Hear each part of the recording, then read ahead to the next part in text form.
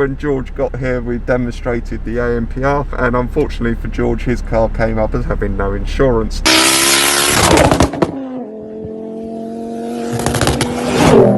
What is up, and welcome back to the channel. Now, you've already seen underneath, judging by the title, that we are here alongside my friend Owen from the Devon and Cornwall and Dorset Traffic Police sector to basically address any modified car related queries that you guys, my viewers, have addressed to me on social media. Now, stay tuned to the end of the video. This is going to be an exciting one, I assure you. We have a ton of questions from you guys that we can now answer in a professional environment regarding modified cars. So, I guess this is your opportunity. Introduce yourself. Why are we here? What are we doing? Okay, my name's Owen, and I'm from Devon and Cornwall and Dorset Road Casualty Reduction, which is part of the traffic unit. We're here today just to answer some questions that you've asked of George. So hopefully we can bust some myths around what we do and why we do it. Let's address those questions that the viewers have sent us, and we'll do our very best to answer them. You ready?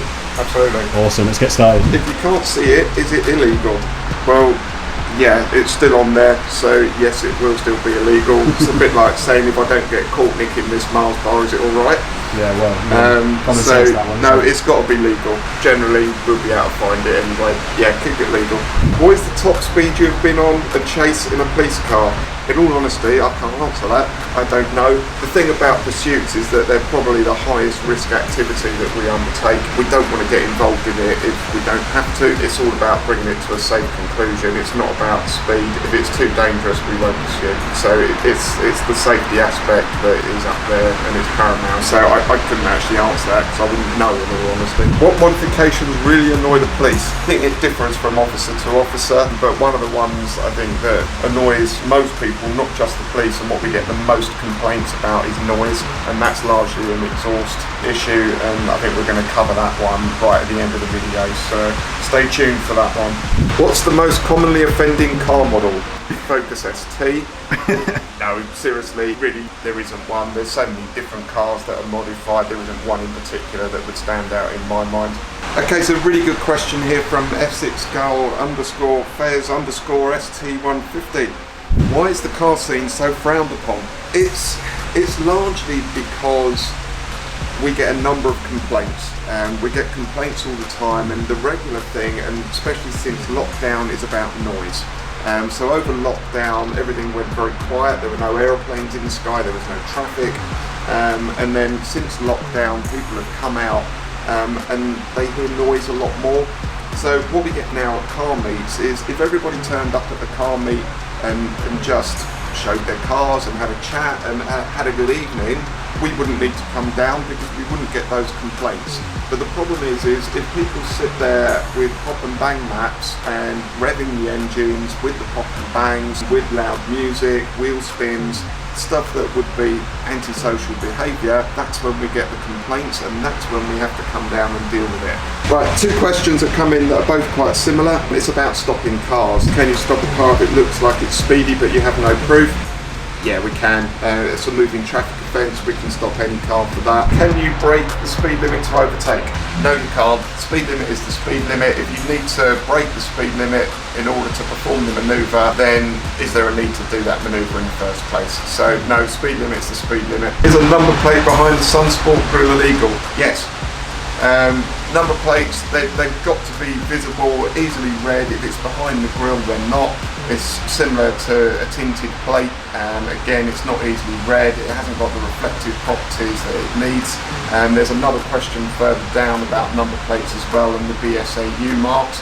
You have to have that because, again, it's about the reflective properties on the number plate to make sure that it complies with that, and also the spacing of the letters, the size of the letters, and the typeface all has to be correct, and if it hasn't got the BSAU mark, it won't have any of those. Why don't we use mine as an example right now, because it is a 4D plate from exclusive registrations.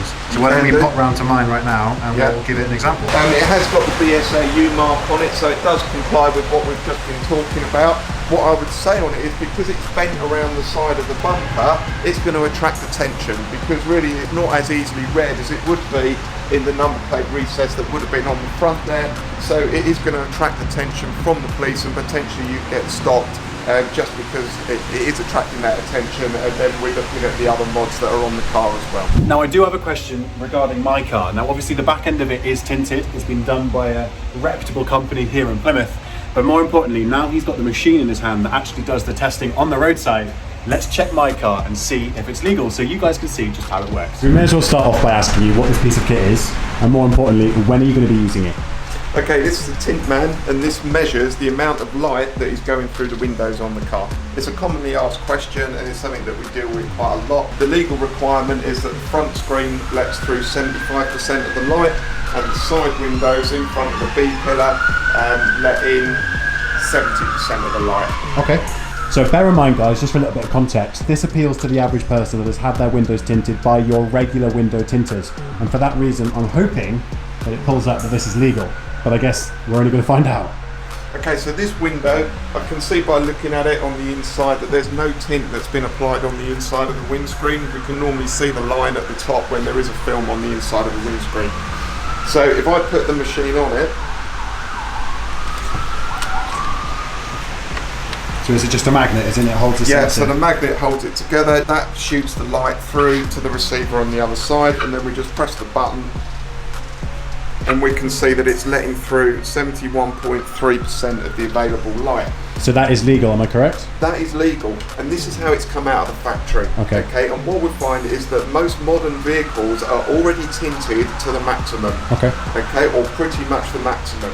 So if you now take this car into the window tinter and say, well, I want a 30% tint on it, because you think that that's what you can have, they're putting a 30% tint on what is already a 30% tint, so you've therefore got a 60% tint, and that's what's getting people into trouble. Okay. Yeah. So always check first that what the window is letting through before you put anything else on it, because generally out of the factory they're already tinted to the maximum level. Okay, this question is from Jake Wall 97, and we've had a couple about this. Is it true that they are always scanning number plates whilst driving around? Yes and no. A number of cars now, well, all the traffic cars and a number of cars that are out just in the towns and cities will be equipped with ANPR. The ANPR system, once it's picked up the vehicle, it will tell us if there's any markers on that vehicle, if there's insurance held or not, if the tax is in date, MOT, anything like that, anything that could flag up on the car. I have a very common question that I have been asked a fair few times. But you mentioned just now that someone popped up regarding the footwell lights? Yeah, this one's from Brad Wilco. Is it illegal to have footwell lights? Not really. I mean, we've got footwell lights. I don't think I would be here, filming this video if I was doing all the things wrong. But as long as they're not on when you're driving and they're affecting your view or a distraction to you, then most cars come out of the factory now with footwell lights. It's not a major issue. A couple of questions here. One is, what's your donut eating record? I knew that was coming. Clearly, I'm not a big donut eater. However, I do have colleagues who would probably eat you under the table. Question from my dot, Mary is on fire. Taser or truncheon? We would normally use taser first. It's a less lethal option than the baton, and quite a lot of the time, once somebody's got that red dot on them from the taser, that's generally all we need to do. Now, guys, we have had quite a few interesting questions already, but you did mention one just now about motorways. Is that correct? Who asked that one? This is from B8BLX. His question is, hi, Mr. Policeman. What's the fastest you can go on a motorway before you say, oh, that's too fast? 70. Yeah, common sense on that one there, Blake. He's got a 335i. I can imagine he wants to go a little bit over 70. No, I mean, in all seriousness, speeding is one of our fatal 5 causes of road traffic deaths. Yes, sure.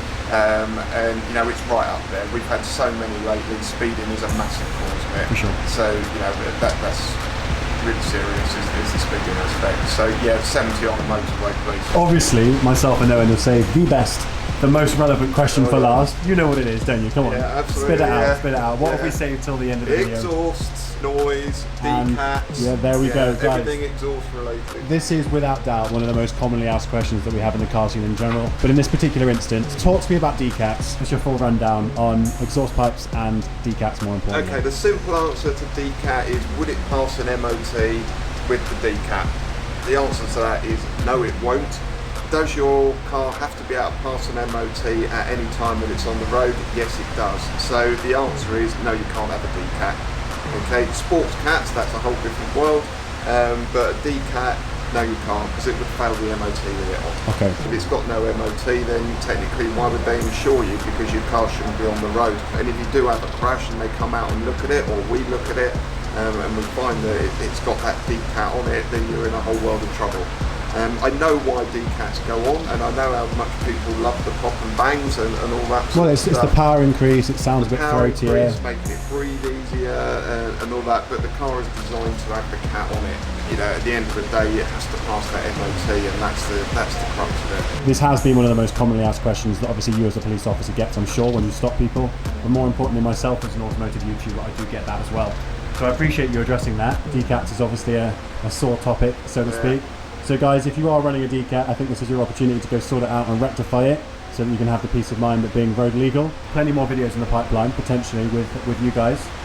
Is there maybe anything like a snippet you want to give them, that's something that might be coming soon on the channel? Yeah, we're going to start, well, between us, we'll look at exhausts in a little bit more detail, because they are the big issue that we get more than anything else. The complaints we get are around noise, and so, you know, people don't understand sometimes what we're dealing with when it comes to exhaust. Technically, any modification that you make to that exhaust system from when your car left the factory, if it's designed to make that car louder, that's the offence. Do we need a noise meter? No, we don't. We don't need a noise meter. All we need to do is to be able to evidence that your car is louder than it should be. But in videos to come, we'll have a look at the differences between the exhaust, what you can, what you can't do, and hopefully that will help you make a decision on what you want to put on your car. But Owen, thank you so much. Obviously, big respect to yourself and the team. Devon, Cornwall and Dorset Police. Yep. Obviously, big respects to you guys. Thank you very much. Hope you guys have enjoyed today's video. I'm going to teach you how to do an outro live right here. So what we're going to do is we're going to say, like the video guys if you haven't already, and let us know what you think in the comment section below, and subscribe if you're new. You're going to have to sign this one off, so we're going to need a good old clap from you. 3, 2, 1, bang.